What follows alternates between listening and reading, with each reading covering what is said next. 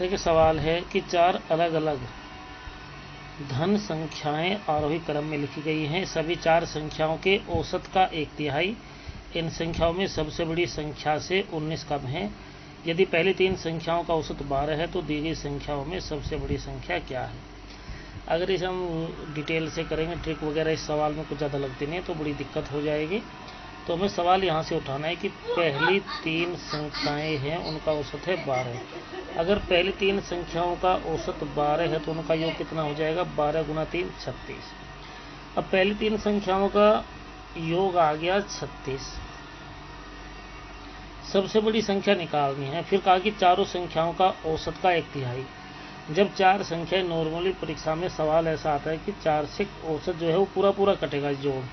तो अगर हम पहली संख्या को, ऑप्शन को हम मान ले 25, अगर 25 इसमें जोड़े तो 61 हो जाएगा। 4 से नहीं कटता है तो औसत पॉइंट में आएगा, पॉइंट वाला ये सवाल है नहीं। दूसरा रखें ऑप्शन, 3 संख्याओं का जोड़ 36, 36 प्लस यदि हम 22 करें तो ये हो जाएगा 58, वो भी 4 से नहीं कटता है।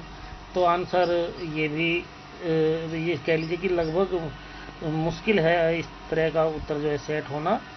अब तीसरे ऑप्शन पे चलिए।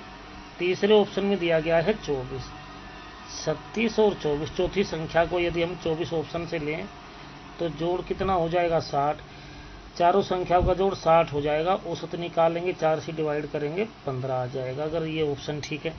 अब क्या कहा, सभी 4 संख्याओं का औसत का 1/3। औसत आया है कितना, 15, और इसका 1/3। 1/3 यदि हम इसका निकालें तो 15 का 1/3 हो जाएगा 5। ठीक है, इसका अगर 1/3 निकालें तो हो जाएगा 5। और एक कहा कि बड़ी संख्या जो हमने ऑप्शन से मान लिया था 24, उससे 19 कम होना चाहिए। जो सवाल में दिया तो ये 19 ही कम है। तो हमारा आंसर क्या हो गया, 24 हो गया। कुछ सवाल ऐसे हैं जो ऑप्शन से बेहद आसानी से निकल जाते हैं, वैसे करेंगे तो बड़ा टाइम लेंगे। ठीक है जी, धन्यवाद।